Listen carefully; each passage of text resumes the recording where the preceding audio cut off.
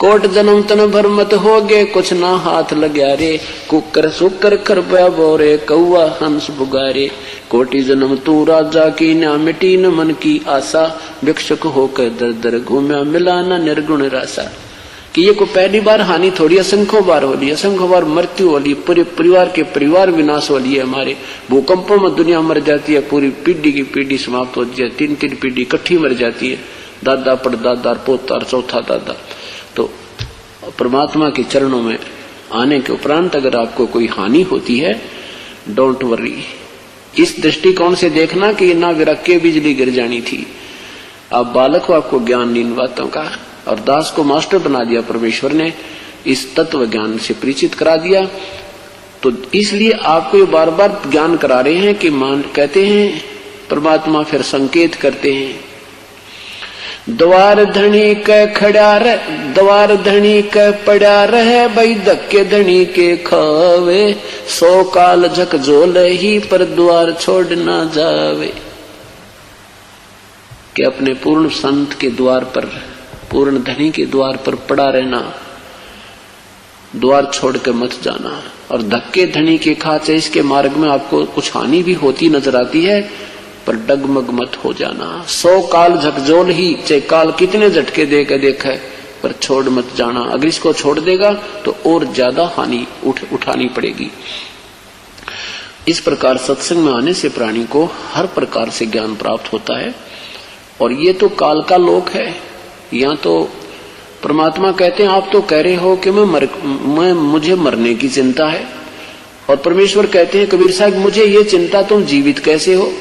अरे नादान, इस देखो तो ये शरीर है क्या सांग तुम्हारा, हार्ड चाम का बना हुआ पुतला है, 36 जोड़ ला रहा खींच के, एक भी इधर उधर हो गया तो पड़ा पड़ा रोए इंसान, उठ नहीं सकता। तुम कहते हो मैं मरना जाऊं, और मैं कहता हूं तू जी कैसे रहा है। तुझे मरने की चिंता, मुझे तेरे जीने की चिंता। तू कैसे चल रहा है, ये हार्ड चाम की ये मिट्टी कैसे चल रही है, और कितने दिन चलेगी। और फिर क्या कहते हैं, जिस मरने से जग डरे है मेरे मन आनंद, कद मर हूं कद पावे हूं वो पूर्ण परमानंद। यहाँ तो भाई लाख वर्ष जीवित रहे वो भी मर गए, और ब्रह्मा विष्णु महेश मरेंगे, जिनकी लाखों और अरबों और करोड़ों जन्मों के वर्षों की जीवन है। इसमें एक का काम बताया परमात्मा ने कि जब तक ये श्वास है प्रभु याद कर, उसकी रजा पर छोड़ दे मालिक। राज्य करमता राम की रजा धरे जो शीस, दास गरीब दरस परस तिस भेंट जगदीश। उनको मिले भगवान। अब किसकी भक्ति करें, उस परमेश्वर की। क्या बताते हैं, नर सुन रे मूड गंवारा, ये राम भजन तत्सारा। नर सुन रे मूड गंवारा, भाई राम भजन तत्सारा। कि इन और सब पचड़ा न छोड़ के परमात्मा की भक्ति ही सार है। क्या कहते हैं भगवान कि श्वास उसास में नाम जपो, व्यर्था श्वास मत खो, ना बेरा इस श्वास को आवण हो कि न हो। परमात्मा कहते हैं तू मरने वाले को रो रहा है कि वो मर गया है, मर गया, और तू अपने बारे में सोच, क्या तू नहीं मरेगा। कबीर साहब कहते हैं कि समझे ना नादान लोग, अपने को भी मरना होगा, इब करे किसका शोक। अगर हमने ना मरना हो और मरने वाला गलत बन गई हो, तो वो अकेला ही मर गया, हम नहीं मरेंगे, तो वे चिंता भी ठीक लगे तुम्हारी। ईश्वर हमें हर प्रकार से संतुष्टि देते हैं, और वो क्या कहना चाहते हैं कि सारा ज्ञान देकर के कहाँ हमारा दृष्टि, कहाँ हमारे जो ना दृढ़ करना चाहते हैं बुद्धि को, इसको समझना चाहिए। जैसे सुखदेव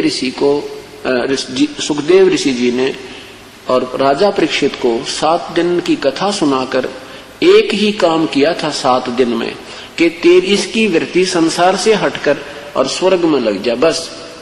और कोई योगदान उस सुखदेव का नहीं था, इतना ही योगदान था कि इसकी वृत्ति यहाँ संसार से हटा दो, ऐसी कथा कहानी सुना के, ताकि जब सब सर्प इसको डसे तो इसकी ममता यहाँ किसी बालक में, घोड़े में, को राज में, किसी बच्चे में ना रह जा, कहीं फिर यही आमरे। और पुण्यात्मा वो परमात्मा हमारे आप पे रजा कर देता है, उस कथा की जरूरत कोई ना, वापस सिस्टम बना देता है हमारा। क्योंकि अंत समय में जब जीव की मृत्यु होती है, उस समय हमारी जहां भी आशा रह जाएगी उसी में वही जन्म होगा, हम फिर दुख को के भागी बने रहेंगे। और परमात्मा ऐसे कृपा कर देते हैं। एक भक्त की मां मर गई और 70 साल की हो रही,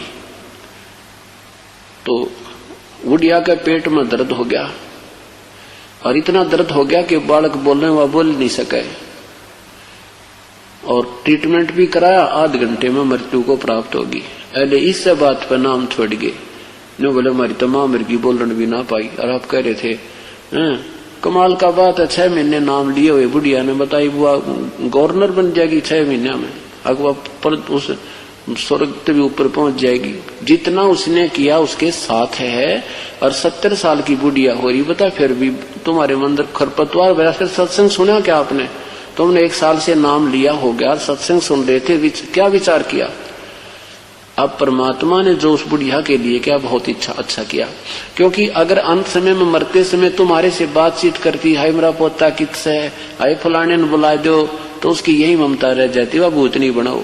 अरे परमात्मा ने 2 सेकंड उसका मन में नान दिया, कौन मेरा है कौन तेरा है, उसकी इतना दुख दे दिया और मिनट में ठा ली, और फिर वो अपने हिसाब से वो जन्म देगा, क्योंकि तुम्हारे कहने से नहीं होगा। अब उस परमात्मा ने तो अपनी आत्मा देखनी है, तुमने मां दिखी थी। उस परमेश्वर को पता ये आत्मा कितनी बार मां बन ली, कितनी बार पशु बन ली, कितनी बार पक्षी बन ली, और इब सूत बैठ गया, थोड़ा सा नाम मिल गया, इब आ गया के मांगा हो सारी उम्र, मेरा पोता न्यू हो जा, मेरी पोती न्यू हो जा, मेरा बेटा न्यू हो जा, बेटे का न्यू हो जा। उस जितनी कमाई करे थी वह गेल बांट दो, और इब वह परमात्मा उसको अपने हिसाब से ऐसे घर में जन्म देगा, उसका जीवन ही सत्साहिब बोलकर प्रारंभ होगा। पर कोई ना बुद्धिमाई कर्म इन इंसान सतगुरु से दूर हो जाते हैं। तो इस प्रकार इस ज्ञान को समझो पहले, नहीं तो मैं इन दूसरे संतों की तरह करोड़ों की संख्या जोड़ देता, अगर उनकी तरह ड्रामा करता, कोई आओ किसी तरह आओ, कोई बूटी लाओ, चाहे कनागत काटो, चाहे मंदिर जाओ। हमने ऐसा नहीं चाहिए, क्योंकि हम दोषी हो जाएंगे। फिर जैसे कोई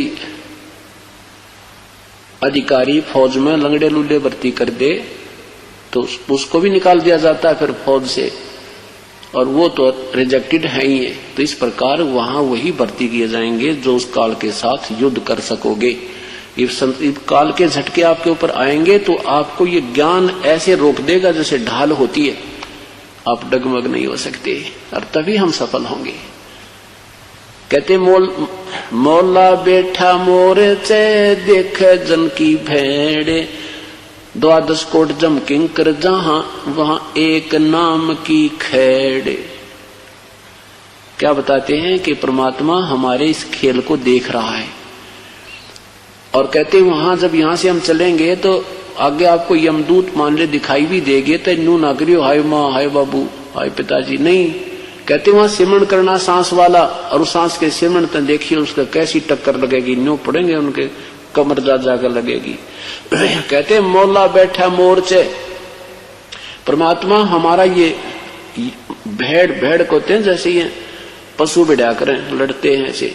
कहते ऐसे काल के दूतों के साथ, काल के जो आने वाले आपत्तियों के साथ